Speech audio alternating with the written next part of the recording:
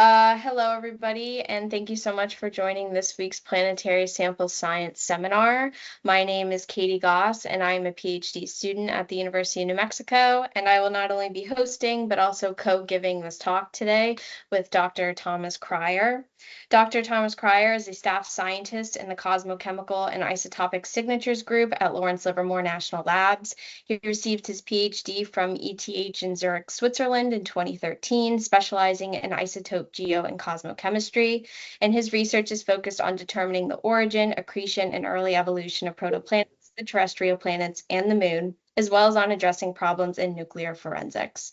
And I will also, as I mentioned, be giving this talk. I'm a PhD student at the University of New Mexico, and my research is based around trying to understand the evolution of the lunar crust, specifically looking at lunar zircons, which I will be discussing today.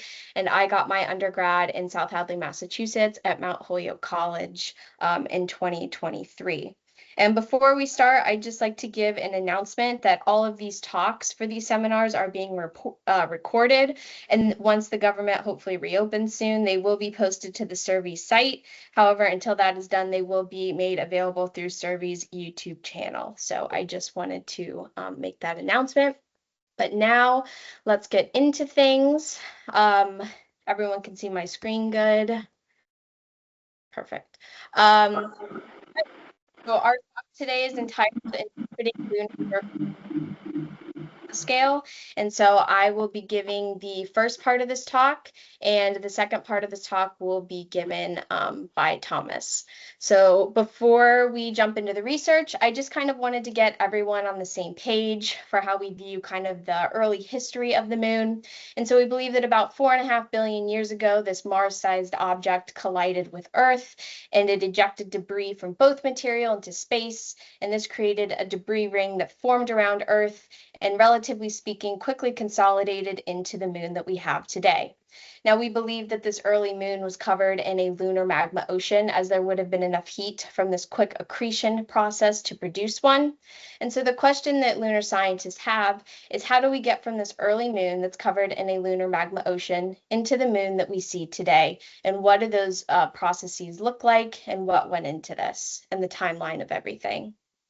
And so this is a figure from a Borg and Carlson paper. And so on the left, we kind of have this initial crystallization sequence of the lunar magma ocean, with them numbered with each sequence. And then we have this second crustal building sequence that we call magnesium sweet magmatism that would have happened very soon after this initial crystallization sequence of the lunar magma ocean. But when we're talking about the early history of the moon, it's important to remember that there was a very heavy bombardment period. And so we have a bunch of mixing of these early lithologies. We have new rock types being created. We have things being disturbed and misplaced. And so unraveling the context of the lunar history is really challenging. And so we have to come about it in different ways to try and really get a good understanding of not only what happened, but also the timeline of these events. So, as I mentioned, the big question that we have is, what is the true chronology of the lunar crust? And so there are different ways we can kind of try to come at this question, but the one way that we've been doing it at UNM is to study the nanostructures of lunar zircons that have known ages in order to determine if they provide reliable age information, and if not, what processes are affecting those ages. And so first, just to get us kind of on the same page with the mineral zircon, it is a nesosilicate mineral, but it is more importantly known to be a very robust geochronometer. And this is due to the fact that uranium and thorium can be taken up into the zirconium site in the mineral, but it excludes lead. Now, uranium and thorium decay into lead, and so we know that the lead that is in the remaining zircon is from this decay process. It was not taken up into the structure when the mineral formed. And so it's been used extensively to date terrestrial rocks, but it's also been used to date lunar samples and reconstruct the evolution and timeline of lunar crustal building events. And now we know that zircons can crystallize from an igneous event such as magma, but also they can crystallize from impact melt, or they can be recrystallized after some type of post-magmatic event after it initially crystallized. And so those are important to keep in mind as we're trying to pick zircons to date to understand what those ages may represent. And then most importantly, it's good to remember that most lunar zircons we have are detrital, and so the geological context we have for these grains aren't necessarily always the best. This is another figure from Borg and Carlson. And so on the x-axis, we have age in millions of years. On the y-axis, we have the frequency of zircon ages. And so the red shaded area are detrital zircons that have been taken from Apollo 12, 14, 15, and 17 zircons. We have these green boxes that represent lunar magma ocean crystallization products with their error bars, and the magnesium sweet rocks, which are represented by these blue circles. And what you can see is that a lot of these products seem to spike or line up around this 4.34 billion year time, but we're not 100% sure what that event may actually be, but we know that it must be an important body-wide event. Now, in the case for the detrital zircon ages, what you can see is that they span a large age range, and they actually span even younger than what's shown here on the graph. So our question is, why do they span such large age ranges, and why do they also spike around 4.34 billion years? Why do they sometimes date a little older than these initial crystallization products, or why do they date younger? And so what we found is that there are actually some issues with zircon being used as a geochronometer, and we have to be cautious when we're trying to interpret what their ages may represent. Now, zircon, although it is a very sturdy mineral and very robust, it can be affected by secondary events. And when we're talking about the moon, we're mostly talking about shock events from big impacts, hence that heavy bombardment period. Now, these shock events can then disturb or completely reset this uranium to lead system in the grain, giving disturbed ages or reset ages. And so because most of these lunar zircons are detrital, unraveling their geological histories can be challenging, especially when we're trying to understand what the age we're obtaining may actually be representative of. It may not just be that that's their initial crystallization age. And recently, and Thomas will talk about this in the second half of the talk, it's been modeled that these disturbed zircon ages can actually yield to be either younger or older than its true age, so it just adds even more complexity. And so as I've mentioned, the way that we're doing this is we're actually trying to look at the nanostructures of certain lunar zircons that have ages on them to determine if the features that we're seeing can give us insight into whether the age that we're getting from the grain is reliable or not. And so the objective of this project was to look at the range of features that are hosted within at the nanoscale within these zircon grains, understand what processes produce these features, and then ultimately use all of that information to understand how reliable these zircon ages still are. Now, the first step was that 12 zircon grains were separated from a crushed sample of lunar breccia 14321, and I have the image of that breccia up here in the right-hand corner. And those were separated out from by Carolyn Crow at UC Boulder. Then they were sent to Lawrence Livermore, where they did lead ages on them on each of the 12 grains using the SIMS at UCLA.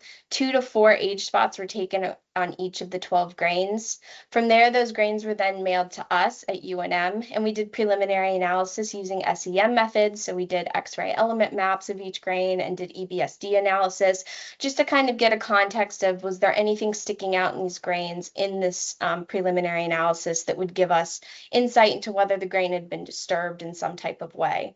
From there, we then chose 4 grains to take focused ion beam or fib sections from, and then we analyzed those fib sections using STEM and TEM methods to see those nanoscale features. And so when the ages were first taken from the grains, Lars Borg made this nice graph. And so what you can see is that between these 12 grains from 14321, they span over 300 million years in ages. And some of the grains have larger error bars and the ages are more variable. And some of them have more closely related ages with smaller uncertainties in their ages. And so the question that we had was, is this representing some type of continuous geological event? Are there some type of resetting or partial resetting going on? Or are these grains too disturbed or meaningless? Or are some of them helpful and some of them aren't? So these were kind of the questions that we were talking about when we were choosing the grains to do this nanostructural analysis on. So as I mentioned, we chose 4 grains to do TEM and STEM work on. The way that we chose these 4 grains is that we tried to choose grains that represented both ends of the age spectrum, so both the youngest grains, but also the oldest grains in our group. But then we also tried to pick grains that were more middle of the ground, middle of the road, maybe a 4.2, 4.1 type of age. And so I have the 4 grains up here. The red lines represent where we took those fib sections from, and we took 2 from each grain, so we have 8 in total. And then the sim spots have their ages listed in white next to them. So grain number 2 is our youngest grain. It has the most variable ages with some of the largest uncertainties in their error bars. Grain number 6 was one of the oldest grains with smaller uncertainties and close related ages. Grain number 8 was one of these intermediate grains. It's about a 4.2 age. And then we have this grain 11, which represents kind of an intermediate to an older grain. It goes from an older 4.2 into a 4.3 grain. And so before I jump into the results, I would just like to emphasize that I'm going to be talking about what we found in relation to what that may mean for the grain's age, since that's what this talk is mostly focused on. So I'd like to start out with some melt inclusions that we found in the different grains. And so this is from grain number 2. That's that youngest grain with the most variable ages. And so on the left, it's kind of this elongated lensoid, amoeboid shaped melt inclusion, and it's got ilmenite in this middle portion. It has some calcium-rich pyroxene both in the very tip, but also in this kind of middle elongated portion. And then in its tail, it has some type of glassy phase in it. And this occurs in a subgrain boundary, and the subgrain boundary actually goes to the edge of this fib section, which I'll show you in the next slide, where this feature on the right is. And so this is actually a void that occurs on the edge of the fib section, and it's surrounded by a silica-rich glass, and then also surrounded by kind of an area that seems to be a little bit voidish of material, although there is material. And kind of from a zoomed out perspective, you can see these 2 features that occur along that same little boundary in the fib section. So this is in one fib section of grain 2. Also, in the same fib section of grain 2, we have this trail of faceted voids. These have been described in another zircon from 14321, and they were called a trail of fluid inclusions. And they've also been described, I believe, in another lunar impactite. And so these are thought to be from a shock event, but ours seem, although they are faceted, they are void of any material, so they could have been just some type of volatile content at some point. This is grain number 8. This is our intermediate kind of 4.2 aged grain. We saw this trail of melt inclusions actually at the micrometer scale when we were thinning down the fib section at first, but these are all TEM images. So as you can see, there is a trail kind of maybe on an annealed boundary, but in a straight line at the very top of the fib section. We were able to get images of most of the melt little inclusions along this trail. And as you can see, some of them look a little similar to one another. Some of them look very different. There seems to be a lot of voids or maybe glassy material in each of these little inclusions, but some of them have a lot of different phases. We've found apatite, iron sulfide, calcium-rich pyroxene, and then also some glass as well. But just to show you that there's a lot of variety just in this one little trail of melt inclusions in grain number 8. Now, what was interesting was that around 2 of the inclusions specifically, there were these high titanium kind of inclusions surrounding the melt inclusion that we weren't able to see in other imaging techniques, but that popped up when we were doing EDS on these inclusions. These seem similar to what have been described along one of the fluid inclusion trails that I was talking about previously. However, the phase for those inclusions was not defined. They were too small to be analyzed. And so we were able to see it in EDS, but we weren't able to necessarily see it in other imaging techniques. And we weren't able to necessarily get a good spectra exactly what those phases are of these little inclusions, but we saw them in the EDS maps. Now, this is from grain number 6. This is our oldest grain, and the only feature we've seen thus far is this linear feature that occurs right down the middle of the fib section. And so this bright field image on the right was the first time we saw this feature, and it just looked like, well, maybe it's just a different phase. It was popping up as zircon, but it looked a little denser than the surrounding zircon. And so we weren't 100% sure that maybe it was radite, maybe not. But when we looked at it again, we actually found these kind of dislocations in them. And so we believe that this would be indicative of some type of shock event. Although the pressure of that shock event, or maybe exactly what's in the phase of this linear feature, we are still working to constrain. The other thing that we noticed in all of the grains that we looked at was metamictization, evidence of metamictization. And so we can see that in this modeled contrast of these high-resolution TEM images.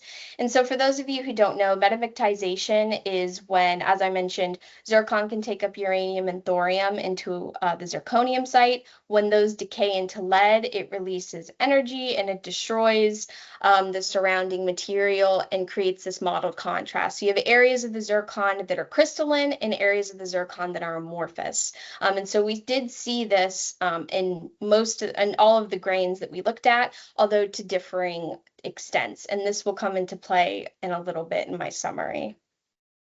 Now for the really big finding that we saw, we found these lead nanoparticles in both fib sections of grain number 2. So as I mentioned, grain number 2 was the youngest grain, but it also had the most variable ages with the largest age uncertainties. These lead nanoparticles have not yet been described in lunar zircons. They were recently described in a lunar zirconolite from a lunar meteorite, but they have been described in ultra-high temperature, ultra-high pressure, and old zircons that are terrestrial. And so these are a really big finding because they kind of support that there's lead mobility going on in the system, and therefore the way that we are obtaining ages is not giving us correct ages because you're having that lead moving around. You could have areas with more lead or less lead than there should be. Now, our lead nanoparticles, as you can see from these images, they're about 20 nanometers across. They do have some faceted edges for the most part. They don't seem to occur necessarily in quote unquote defected areas or voids, and they don't seem to be accompanied by any other phase. Now we are still trying to constrain if these are lead oxide, lead metal, or just, lead, what exactly the phase is. We have been unsuccessful so far to try to get that phase, but we're still working on constraining it. They seem to be distributed randomly throughout the fib sections. The first fib section of grain 2 had a few of these, but the second fib section had probably maybe 8 of these. So not as much as has been seen in other zircons, either terrestrial or from this lunar zirconolite, but they are there. And so just to kind of summarize, because I know I went through a bunch of features from different grains, grain number 2 had the most features. We found those melt inclusions that trail of faceted voids, and those indicate a shock event of some kind. We also see these lead nanoparticles that would emphasize that the ages are probably not correct coming from this grain because you have this lead mobility that's going on. And then we see evidence of metamictization. Now in grain 6, we see that one linear feature that probably indicates some type of shock event, as well as metamictization. In grain number 8, we found the trail of melt inclusions that do indicate some type of shock event, and they also show evidence of metamictization. Now for grain 11, I did not talk about it. We have not found any features that support whether it's been affected by shock or something else in its history, but we do see evidence of metamictization at this time. Now, for the lead-rich particles that I mentioned, I just wanted to kind of briefly go over some formation mechanisms that have been put forth. So in regards to terrestrial zircons, many of the previous studies have observed these particles, and they come from very old zircons from areas that have experienced ultra-high temperature, ultra-high pressure conditions. Different types of lead-rich particles have kind of been described and put forth. So we have these lead nanoclusters that are just kind of these single lead atoms. Then we have these lead nanospheres, which are lead metal with cubic symmetry. And then they've also put forth some type of two-step formation process. So the way that these are formed in the terrestrial setting, they believe, is that this radiogenic lead is being mobilized in the zircon, and it over time accumulates in defected areas, possibly from metamictization or impact. However, subsequent thermal events would grow the size of these grains and also anneal the zircon. Now, for the extraterrestrial case that we have, they were the first to report lead nanograins in this lunar zirconolite from a lunar meteorite. However, they attribute the presence of their abundant lead nanograins to be from a shock event rather than this two-step process. And this is because they don't see any evidence that there has been subsequent thermal events that would have annealed their grain. They find evidence that it has been affected by shock. They don't see any metamictization that would support these lead grains just being mobilized over time. And so they believe that these nanograins can be formed from a shock process. Now, in relation to our grains, not 100% sure. We see a bunch of metamictization, but we also see features of shock in grain number 2. And so it's kind of a, are they being mobilized from metamictization? Are they being created by the shock? Is it a mixture of the two? And, that's something that we're trying to work on to constrain. But these have been found in terrestrial zircons and more recently in lunar zirconolites. And then just to kind of conclude before I give the floor to Thomas, overall, grain number 2's ages are most likely unreliable because we see these lead nanoparticles, which would support lead mobility in the system. Now, grain number 6 and 8, we can say have been most likely affected by some type of shock event or events, but it's not clear how that may have affected the ages that they yield because we don't necessarily see anything that's sticking out to tell us, hey, these ages are disturbed. And as for grain 11, as I mentioned, we don't see any features at this time that would provide insight into the history of this grain. And what I'd like to leave you with is that interpreting lunar zircon ages should be done with caution because geological context is needed for these grains and we don't really have them. It's important to maybe go into the grain to try and gain that geological context. But either way, we have to put some context on lunar zircon grains in order to understand what their ages may really represent, or even if we can trust those ages at all. And now I will give it over to Miss. Perfect. Well, thanks a lot, Katie. That was really insightful and very nice result. Okay, so what I would like to do is build on some of the observations that Katie made, in particular the discovery of lead nanoparticles in lunar detrital zircons. And what I would like to do specifically is discuss the implications for uranium-lead zircon chronology. And then towards the end, I will also discuss some of the broader implications for our understanding of the early differentiation history of the moon. But to get everybody on the same page, I thought I include this slide on the uranium-lead system in general. So as most of you know, it's a system that's based on 2 decay systems. One decay chain is one where uranium-238 decays to 206 lead, and another where 235 uranium decays to 207 lead. So these provide you 2 independent uranium-lead ages. These radiogenic ratios are often plotted against each other in a Concordia diagram here shown to the right. And if they plot on the Concordia curve, the ages are concordant. And this system is really uniquely suited for obtaining very precise absolute ages. But as Katie pointed out, the system is also fairly easily disturbed. So you have to be very careful with how you interpret this. And then they're often applied to zircons because zircons are high uranium-lead phases and they're also fairly robust. So they are kind of excellent recorders of igneous processes that happened far in the geologic past. Now, what you can also do, and that's typically done for very old samples, is combine the 2 decay systems into a single equation. And what then happens is that the uranium-lead ratio cancels out. You only have to measure the 207 lead over 206 ratio, so the radiogenic ratio, and that then is directly proportional to age. And that's what I will be mostly talking about today. Of course, you then also need knowledge of the uranium isotope composition, but as long as all the all the samples come from the same source, that should not be a major problem. Now, the way this is then typically measured is using 2 different techniques that I'd like to highlight here. There's some others maybe as well, but The one technique that we are primarily using currently at Lawrence Livermore Lab is chemical ablation ID TIMS. So it's thermal ionization mass spectrometry.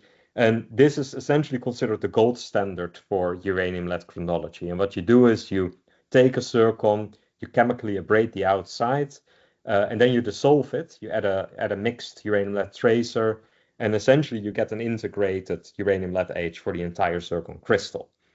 The alternative is to use secondary ion mass spectrometry or nano-SIMS as well, or like a large geometry SIMS like is shown here. And what you then get are in situ spot H's for domains within a zircon crystal. And this can be very beneficial because you get a very high spatial resolution, and it's also fairly quick, so you can get a lot of H's fairly rapidly. But as I will point out in this talk, I think there's some inherent uncertainty with that approach, and that's what I would like to discuss. So this is kind of harking back to what Katie mentioned as well. There is the spectrum of the trityl zircon H's, and there are two observations that have to be made here. The first is that there is a pronounced peak around 4.34 billion years, and it's really fairly pronounced. And what is interesting about this is that it also overlaps with kind of ages that have been determined for lunar magma ocean cumulates, as well as several crustal rocks from different crustal rock suites, like the Verona Nortesite suite, the Magnesian suite, the Alkali suite. So that in itself suggests that at least to an extent, the trityl zircons, their ages are somewhat related to major differentiation events on the moon that are igneous in origin. There is, however, then that broad spectrum of ages that ranges over about 400 million years, and that's much harder to interpret, and it's essentially debated, and it ranges all the way from an age that's much older than this peak in ages, to about 4.45 billion years, to 3.9 billion years, and that's about the age of the Imbrium impact. So essentially, the geologic meaning of these older and younger zircon ages remains unclear, and there are several possibilities that can, or several mechanisms that can explain this. It could be that we're in fact looking at, and that's option one, that we're looking at igneous processes operating over several hundred million years, although that's a little hard to reconcile with the fact that if we look at other rocks, to bulk rock samples, for example, that's not really observed in these rocks. So that would be a little surprising. It could also be that the oldest ages are correct and in fact date igneous events, and that the younger ages reflect subsequent impact disturbances. Because as Katie pointed out at the beginning of her talk, the moon has been subjected to a prolonged history of impact bombardment. And in fact, a lot of the data and isotope chronometry seems to be overprinted by effects from the Imbrium impact. So that's not an entirely crazy scenario. Now, the third option is essentially the most depressing, and that is that many of these ages do not have any geological significance because by and large, they reflect disturbances, except maybe this peak in ages of this pronounced peak. Now, what I would like to do here is distinguish between these possibilities, and as you can already guess, I'm going to argue that option 3 is most likely correct. Now, to further illustrate to you that there is a problem with some of the zircon spot ages, I included this diagram from a 2021 paper by Zhang et al. And these are zircon spot ages determined by nano-SIMS and large geometry SIMS for an Apollo 17 class. And there are several kind of worrying observations to be made here, as actually pointed out by the authors. It's quite a nuanced paper, so I'm not necessarily criticizing this paper, but that paper in itself points out some of the issues. And one of them is that, again, even in a single class, so this is an igneous class, this wide range of ages is observed. It ranges for about 400 million years, all the way from 4.45 to about 4 billion years. And as it turns out, a rubidium strontium age for the same class, in fact, plots somewhere in the middle. So not alongside these oldest ages. And then the second observation is that even within a single zircon from that class, a large range of ages is observed, and that's even larger than some of the age variability within the zircons that Katie just showed. So that is a little worrying.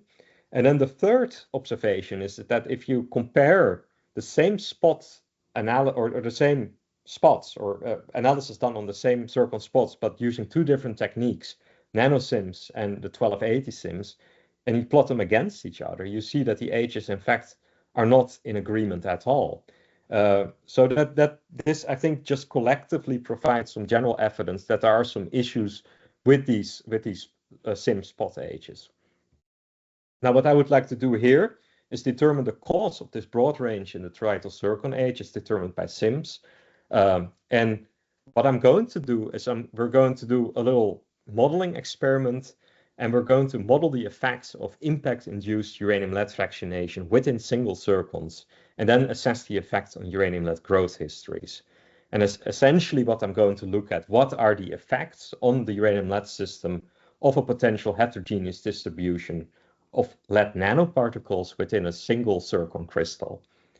Now, and there are several assumptions that we can make here, and I think they're realistic assumptions, but they can also vary somewhat. It doesn't really matter for the conclusions. First, we assume that the bulk moon is depleted in volatile elements, which is a common observation, and that's corresponding to a high so-called mu value, and that is nothing else than the uranium-lead ratio. And uranium is a non-volatile element, lead is a volatile element, so you get a mu value that's fairly high. Then we're going to assume that there's a single igneous event that formed the zircons, or the zircon that we're going to look at. And we assume that this is 4.35 billion years. And of course, incidentally, that corresponds to a lot of the LMO cumulate ages that I showed you, or that I discussed earlier. And then we assume that in a second event, the zircons were disturbed by a single impact at 3.95 billion years. This could be the Imbrium impact, could be something else. And I have to say, this is a very simplified case. In reality, we likely have multiple impacts disturbing zircons in impact melt breccias, or that kind of sit around on the lunar surface. Now, and what you can then do, if you essentially calculate a multi-stage uranium-lead evolution. So I'm going to calculate the apparent lead ages as a result of the change in mu value that is resultant from an impact-induced uranium-lead fractionation at 3.95 billion years. And here are the results of that modeling. So I'm plotting the radiogenic 207-206 lead ratio plotted against the extent of the disturbance. And that is the at least indicated here as a percent change in mu value for different zircon domains.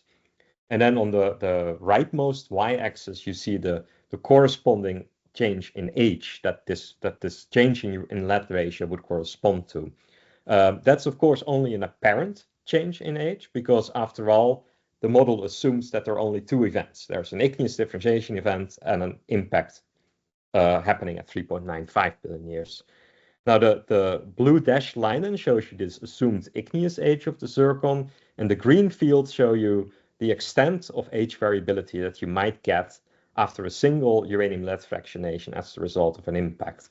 And what you see is that there's a huge range of ages that you can potentially get if there is a large enough change in mu value within the zircon crystal lattice. And it spans several hundred millions of years, essentially in agreement with the range of the toroidal zircon ages that we see in the literature.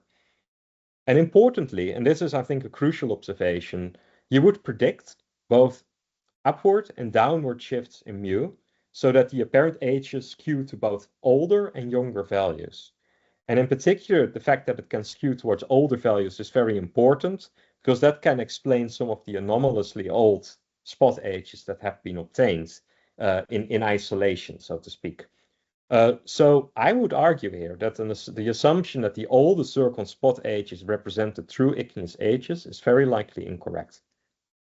Now, we can also look at this result in the context of a typical SIMS analysis, and these are some calculations that Ming-Chang Liu did. He is one of my co-workers at Lawrence Livermore Lab and an expert in large geometry SIMS analysis. And what he did some of the same calculations, basically a mass balance, and calculated the effects on the 207-206 ratio as a function of the extent of disturbance, but instead of plotting at first mu value, he plotted it against the number of nanoclusters that you would have, and he obtains a very similar age range. And what you also find, and this is kind of intuitive, that the smaller the sim spot age or the sim spot, the larger the age effect, or the larger the bias. And this is intuitive because the smaller the spot size is, the more likely it is that you miss some nanoparticles, or that you kind of have essentially that you get a bias in what is the true uranium lead systematics for that particular zircon. And what it comes down to, I would say, is that the uranium lead system, or the H's, they assume that you have a closed system from the time of formation up to the present day. But this assumption is violated if there have been subsequent uranium lead fractionations and you only sample part of the uranium lead budget of the zircon. And that is what these impacts potentially can do. And the lead nanoparticles are potentially the mechanism for redistributing the lead within the crystal lattice. Okay, so that brings me to a first set of conclusions. I have a few more slides after this where I would like to put this into some broader context. There's considerable inherent uncertainty associated with uranium lead sim spot ages, and that means that the anomalously old uranium lead sims ages should be interpreted with caution. So how then do we reliably disentangle early igneous events on the moon? And to illustrate that to you, I would like to show you some recent results that we obtained. I think I presented some of these results in a talk last year in the same seminar, but this paper is now in press, so I'd like to give you kind of a basic summary of this. And what it comes down to is that we have to date bona fide igneous crustal samples using multiple chronometric systems. And what we typically do at the lab in Livermore here is we combine the uranium lead system to achieve the necessary precision, and then apply the samarium-neodymium isochron method or other long-lived systems to verify the accuracy of the ages. And if you then find that the ages are concordant, you can be pretty sure that you accurately date the igneous age of a sample. And importantly, these are not SIMS uranium lead ages, but these were obtained using the uranium lead ID-TIMS technique. And what is important about that is that the effects of within crystal uranium lead variability within the zircons, this is mitigated essentially through the use of that technique, because by dissolving the whole grain, you integrate over the entire grain, and the effects of any heterogeneity are not there anymore. Now, over the years, and this is mostly work done by Lars Borg, we have dated several samples to very high precision using multiple chronometric tools. And I would like to zoom in on the most recent sample that Lars and I have worked on together. And this is a class. It's a QMD class found in a Bragg chain, 15405. And this is thought to be an alkali suite Bragg. So that's one of the secondary crustal rock suites. And what is important about it, it's actually the type of lithology that you may think detrital zircons could have emerged from. And importantly also is that it contains zircons, which is the type of mineral we're after for the dating. So I'm just showing you the results. These were uranium lead ages and lead ages determined using this ID-TIMS technique. We were only able to separate 5 grains that we could reliably date, because we only had a very small sample and because the abundance of zircon was really low. But the good thing is that using this technique, we were able to obtain an age of 4.337 billion years. And that's very precisely defined with an uncertainty of only 0.7 million years.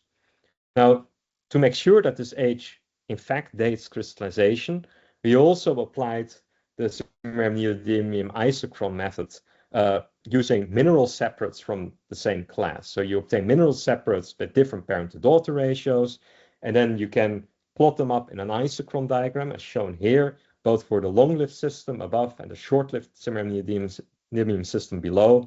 And the slope in such a diagram is known as, it's an isochron, and the slope is proportional to age. The higher the slope, the older the age.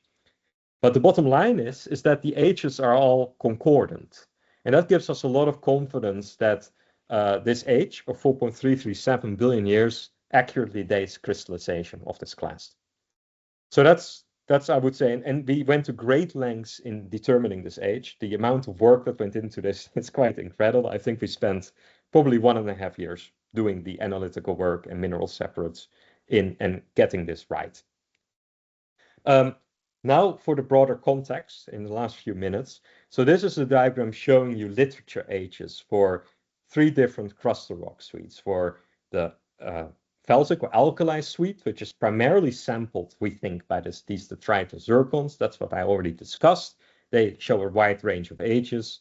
But this is also seen for the magnesian suite, another secondary rock suite, and the ferronanorthosite suite, which is thought to sample primordial crust related to the lunar magma ocean. So at face value, there's you would think, based on the literature data maybe, that there's a very wide range of overlapping ages, and essentially the crust formed over several hundreds of millions of years. But if we now look at the high precision ages that were obtained using multiple chronometric methods, and if we plot these on top in the same diagram, this is the picture that emerges. And essentially what you see is that instead of this wide range of ages, the chronology is very strongly compressed, and all the ages are confined to a very narrow time period between 4.36 and 4.34 billion years. And maybe, well, not maybe, but what I think is important to point out is that the age for 15405 QMD, with an uncertainty and almost spot on, overlaps with the peak in the detrital zircon ages. And that very much suggests that this peak in the detrital zircon ages in fact dates an igneous process that may have been associated with the formation of the alkali suite. Okay, so if we again put this into even broader context, I included this diagram from the paper that's in press. This shows you what we think are the best estimate ages for 3 crustal rock suites. These are the upper 3 bars shown in this diagram, and that's then compared to SM&D ages for the Mara basalt source region shown by the green bar. And now the colored areas show you kind of the ages that we think are correct, but not necessarily fully precisely determined.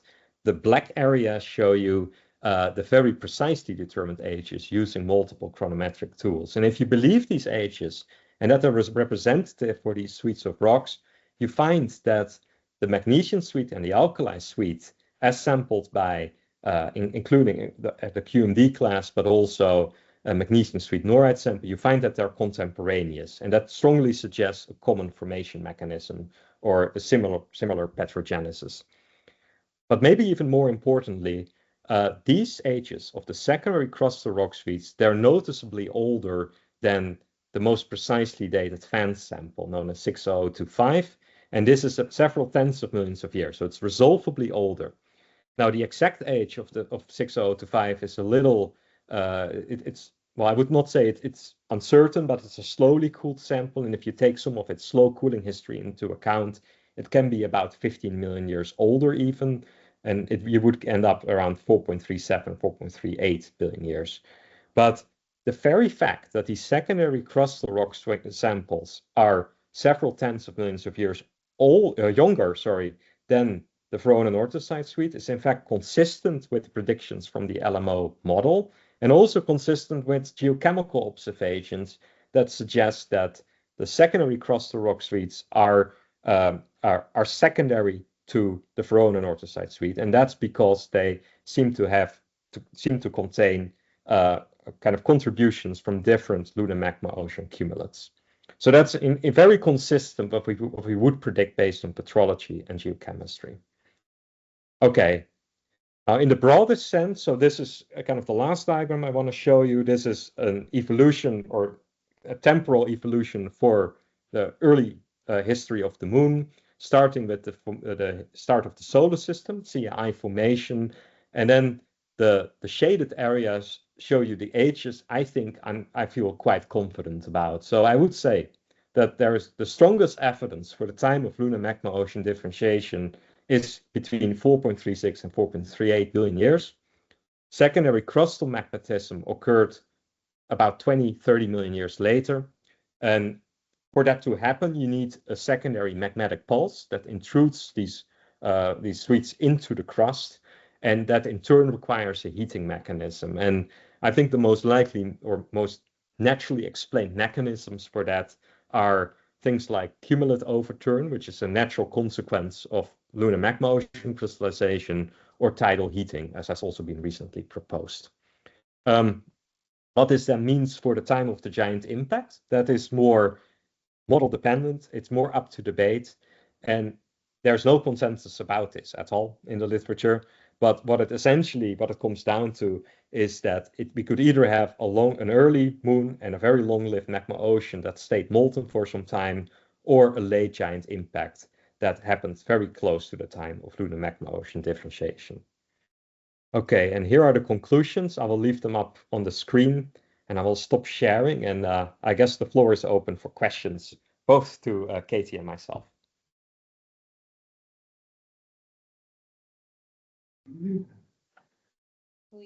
So as Thomas said, yes, we can move to questions now. So if you want to put them in the chat or raise your hand if you're online, we can take questions that way. Or if you're in the room at UNM, feel free to ask your question and just speak out.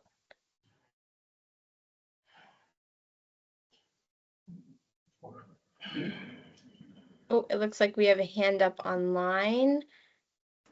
We have two hands up. We could go with, yes, Zhu Yin first. Hello, can you guys hear me? Yes. Awesome. Thank you both for this very interesting talk. So reflecting on what I learned from your talk today, what I thought or have a suggestion is that actually, even to pursue given the complication that you illuminated to pursue the in situ dating, what one can do is actually do the chemical aberration and get rid of all the complexity that Katie was just describing, and then use those chemically aberrated zircon grains and go back to the seams and see if you remove all those spread of the age and get more sort of focused age or not. And I believe the reason that the team says that Thomas was actually getting is precisely because of that reason.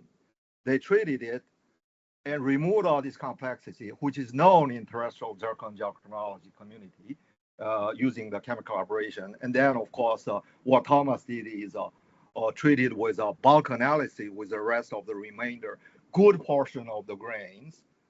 Whereas actually there was some experiment even in terrestrial zirconology community that actually after the treatment, they went back to either laser ablation or SIMS or nano SIMS and whatnot to do, and then they also showed the improvement in terms of more consistent ages. So I would strongly encourage Katie and others to pursue that and show, because then you guys raise an interesting problem and complexity and why there is a spread, but we have to have a way of moving forward to still harvest the information, not to miss it, right? Yeah. So, yeah, that would be my suggestion. I would like to hear back from you guys what you think.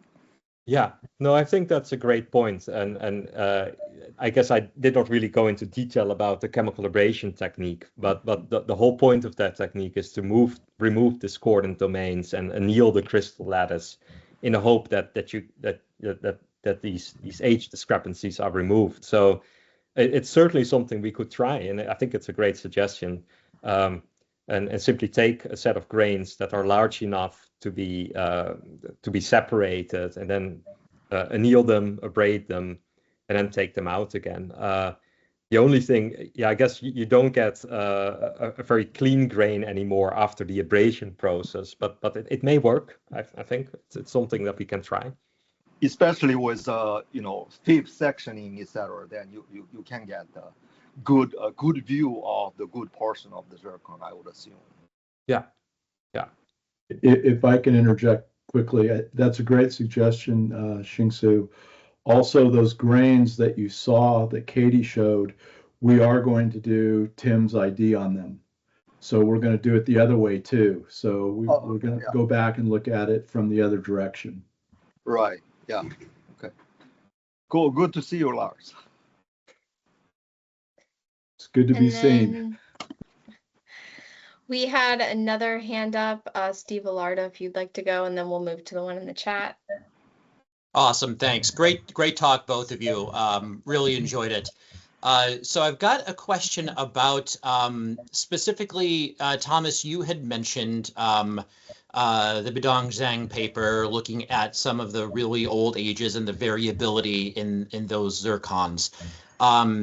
What you didn't mention, probably for time, was that they went back and later in their Greer paper extracted some of that material from one of those old spots with and looked for those lead nanoclusters with atom probe tomography.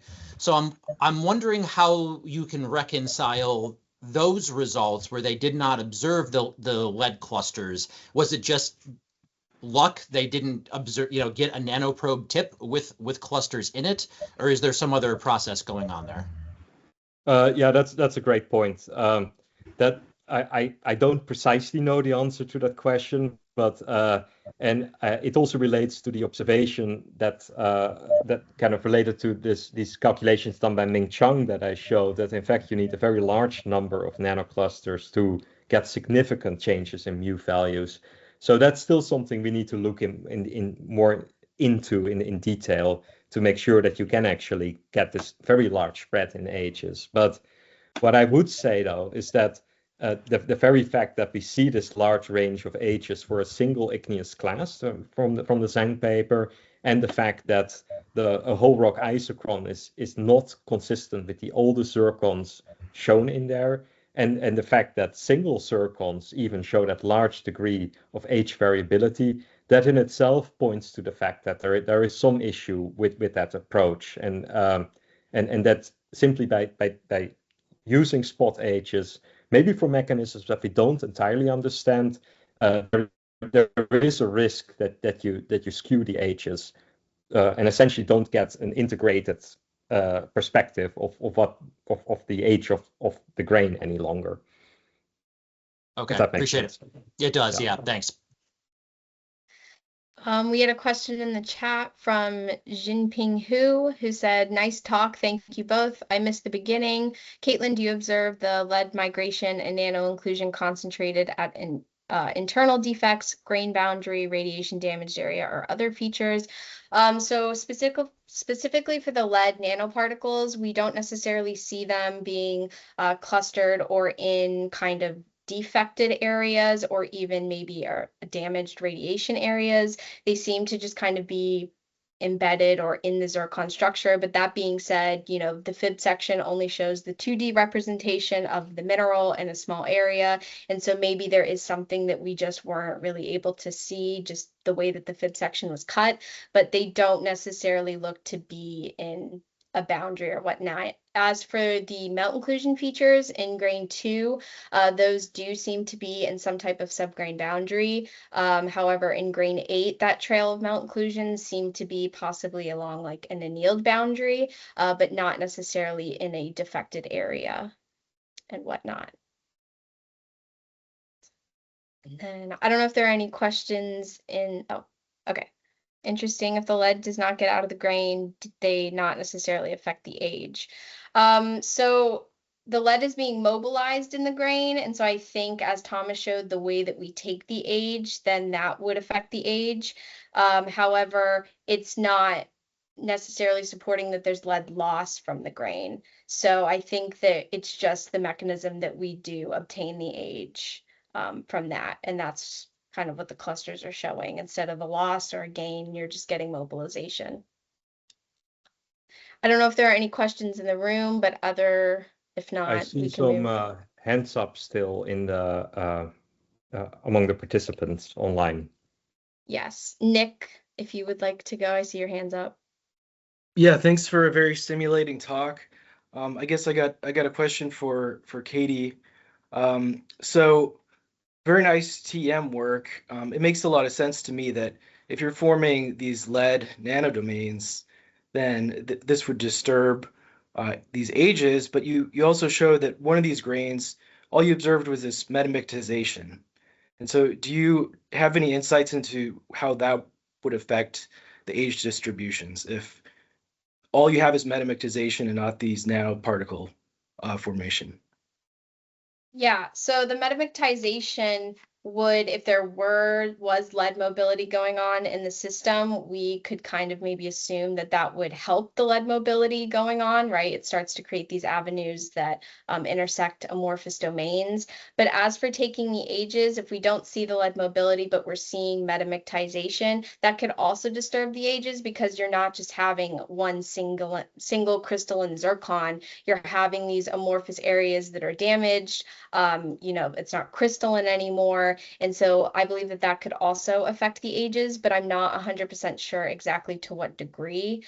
And yeah, if you have any insight, that would be great. I don't. I guess we'll find out as you proceed in your analytical work. And then Yes. I just had a comment regarding this uncertainty about the timing of formation of the magma ocean relative to the age of the crust. I think that we do have some constraints on that from geophysics.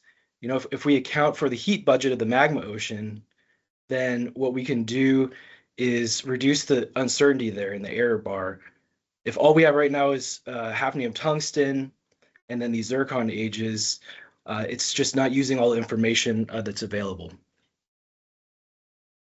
Sure. Yeah, I would say so. Having done some hafnium tungsten myself on the moon, I think the age constraints coming from hafnium tungsten for the moon is very uncertain. I think because the underlying assumptions for the use of that system to calculate the model age in the context of the moon, I think are not necessarily correct. So I personally am very careful with in interpreting the tungsten isotopes in the context of time for the moon. There is another question online from Alessandro Morbidelli. So thanks. My question is for Thomas. So, we recently published with Francis Nemo and Thorsten Kleine the idea that this accumulation of ages around 4.35 may be due to some partial remelting of the moon due to some tidal heating event, and we showed the dynamical process to do that. But in your conclusive slide, you seem to associate the 437 to the actual crystallization of the magma ocean. This is associated to the age of the FAS. So can you exclude that, some substantial remelting without creating a full magma ocean cannot be responsible for these ages? So do we really need a full magma ocean still at 437? Well, I guess that's an open question, but what I would argue is that the evidence that the chronological evidence that is based on samples that there was an earlier crystallization of a magma ocean, or that there are significantly older domains on the moon or on the lunar crust, that I find that evidence very weak. So I would say that the very fact that the most precisely dated FAS sample, so 6025, the fact that the SMND ages for MAVE accumulates of the lunar magma ocean, that they are in agreement, that provides strong evidence that at least at 4.36 billion years, there was that was the last time that the lunar crust and mantle had the same isotope composition. So it points to a very large magmatic event at that time. Whether that then is primordial magma ocean differentiation, as I just argued, or reflecting kind of a secondary event, that is, I think, up to debate. But I will point out that the rocks that these ages are based on, these 4.36 billion year ages are based on, they are the very rocks that have been used to argue for the lunar magma ocean model in the first place. So if you abandon all these ages and say it's all secondary, there is not much left that you can base. Say the empirical evidence for something before that is not really there, I would say.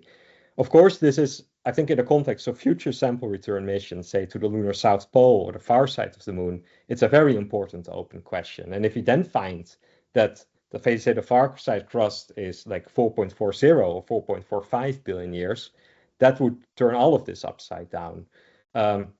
So I would say kind of it's a possibility that this all reflects a secondary magmatic event, but I think to really prove it, but using samples, you would have to find these samples and find robust ages that are in fact older.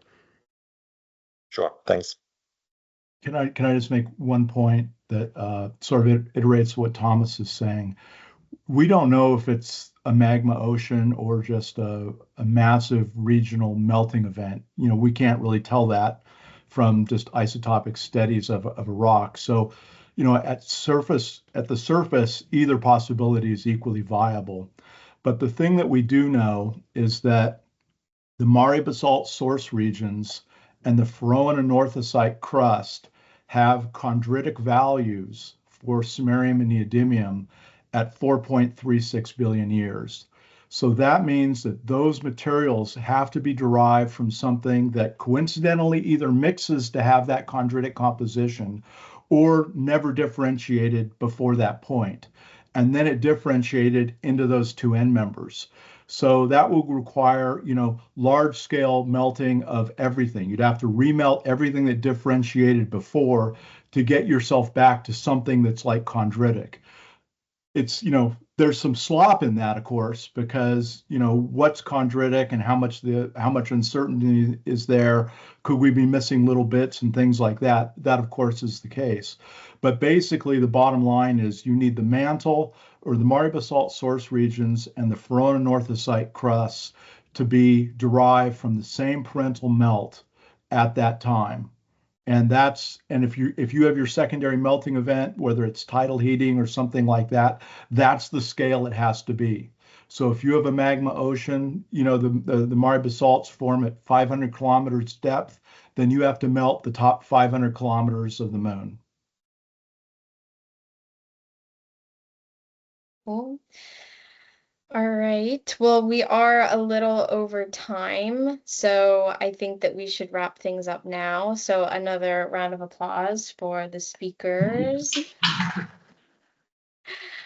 And next week we will meet here at the same time at 11 a.m. Mountain Time for our speaker next week.